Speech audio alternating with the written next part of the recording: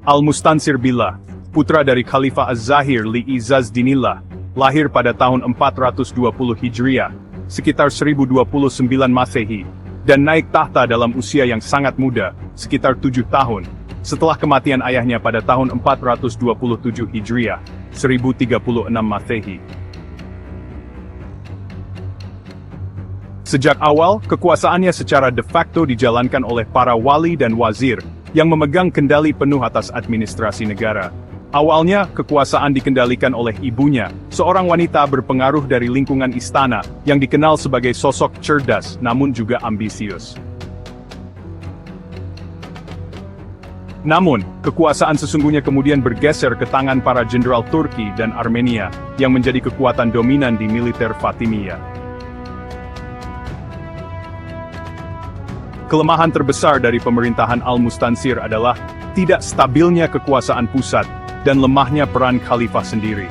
Ia menjadi simbol dari kegagalan sistem kekhalifahan Fatimiyah ketika dikuasai oleh faksi-faksi militer dan wazir yang silih berganti mengendalikan negara. Kekuasaan wazir-wazir seperti Badr al-Jamali dan putranya, Al-Afdal Shahanshah, menjadikan khalifah seperti tawanan di istananya sendiri. Di bawah Mustansir, Fatimiyah memasuki masa kemunduran akut, terjadi kelaparan besar, Al-Majaa' al-Kubra, sekitar tahun 457 hingga 464 Hijriyah, 1065 hingga 1072 Masehi, yang menyebabkan kehancuran ekonomi dan depopulasi besar-besaran di Mesir. Banyak rakyat kelaparan sampai memakan anjing dan kucing. Pada masa inilah nilai mata uang runtuh, tanah-tanah pertanian rusak, dan kekacauan sosial menjadi-jadi. Sumber Sunni menilai bahwa Mustansir tidak memiliki kapasitas pribadi maupun moral untuk menyelamatkan rakyatnya dari krisis ini. Dan hanya bertahan karena intervensi keras dari Badr al-Jamali yang datang dari Suriah untuk menstabilkan pemerintahan. Kelebihan Al-Mustansir, jika dilihat secara objektif, adalah dukungannya terhadap kegiatan intelektual. Ia melestarikan Dar al-Hikmah, lembaga keilmuan dan penerjemahan yang menjadi pusat studi filsafat, sains, dan doktrin Ismailiyah. Para ilmuwan, penyair dan filsuf tetap diberi ruang di tengah gejolak politik. Secara diplomatik, ia berhasil menjalin hubungan dengan berbagai kekuatan luar negeri, termasuk dengan Kekaisaran Bizantium dan beberapa kerajaan Afrika. Yang menunjukkan kebijaksanaan luar negeri Fatimiyah masih berjalan meski dalam negeri kacau. Namun secara pribadi, Mustansir adalah sosok lemah yang gagal menjadi pemimpin tegas dalam keluarga maupun negara. Ia memiliki banyak istri, tetapi karena kehidupan istana Fatimiyah sangat tertutup, nama dan asal-usul mereka tidak banyak diketahui. Yang jelas, beberapa dari mereka berasal dari kelompok militer atau pejabat tinggi, yang kemudian memainkan peran penting dalam perebutan suksesi.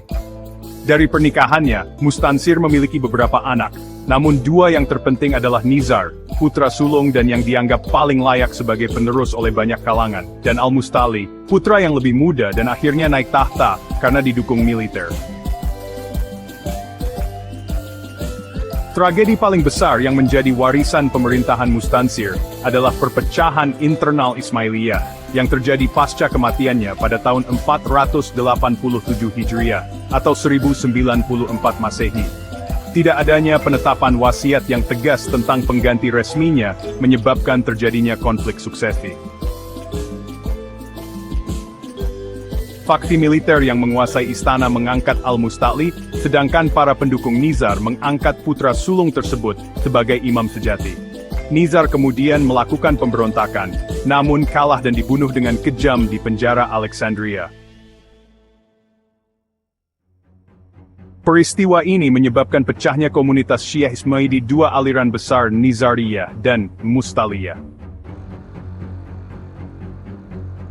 Ini menjadi kegagalan fatal dalam doktrin Ismailiyah sendiri, yang mengklaim bahwa imam adalah maksum dan tidak boleh terjadi kekosongan atau ketidakjelasan dalam penetapan penerusnya.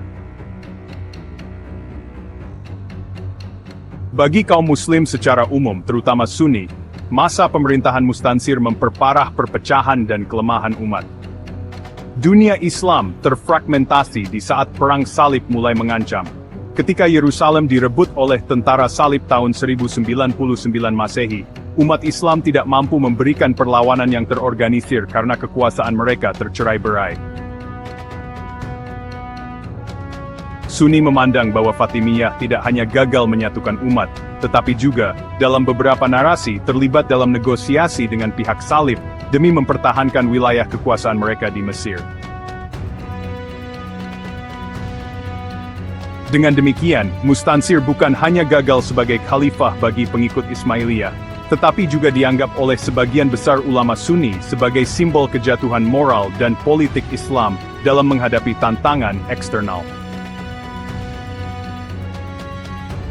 Ia wafat dalam usia tua, dalam keadaan sakit yang tidak banyak dicatat secara rinci, namun disebut-sebut mengalami kelemahan tubuh, gangguan saraf, dan kelumpuhan ringan.